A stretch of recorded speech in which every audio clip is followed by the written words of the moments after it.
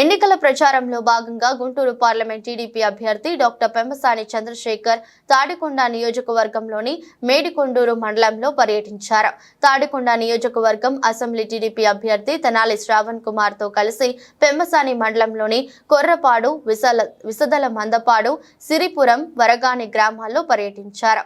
ఈ సందర్భంగా పెమ్మసాని మాట్లాడుతూ టీడీపీ అధికారంలోకి వచ్చాక ల్యాండ్ టైటిలింగ్ యాక్ట్ రద్దు చేస్తాం, 140 సీట్లతో టీడీపీ మెజారిటీ సీట్లతో అధికారంలోకి రాబోతుంది. పెట్టుకుని ప్రజల ఆస్తులు కాజేస్తారని గుంటూరు లోక్సభ తెదేపా అభ్యర్థి పెమ్మసాని చంద్రశేఖర్ ఆరోపించారు.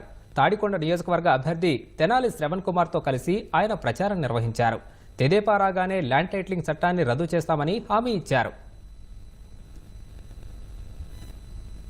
ఏ ముఖ్యమంత్రి చేయలేని ఒక మద్యం mafia, sand mafia, mining mafia ఇవన్నీ చేసుకుంటా పోతా చివరికి ఇంకన్నా ఆపుతాడు అనుకుంటే మళ్ళీ ఈ వారం క్రితం ఈ ల్యాండ్ టైటిల్ యాక్ట్ అని కూడా కొత్తది పట్టుకొచ్చాడు. వెళ్లే ముందు 20 రోజుల ముందు కూడా నేను అడుగుతా ఉన్నా జగన్మోహన్ రెడ్డి గారిని, ఇది ఏ విధంగా వ్యక్తులకి మంచి జరుగుతుంది? ఏదైనా ఒక పని చేస్తే 10 మందికి అది ఉపయోగపడాలి. ఎవరికి అప్పీల్ చేయాలి? ఇప్పుడు ఎందుకంటే ఇక లాయర్స్ చదువుకున్న వాళ్ళందరి పరిస్థితి ఏం కావాలో నాకు అర్థం కావటం లేదు. దీనివల్ల మనం కొత్త లాయర్లు, జడ్జిలు వస్తారు. ఎవరు వస్తారో తెలుసా?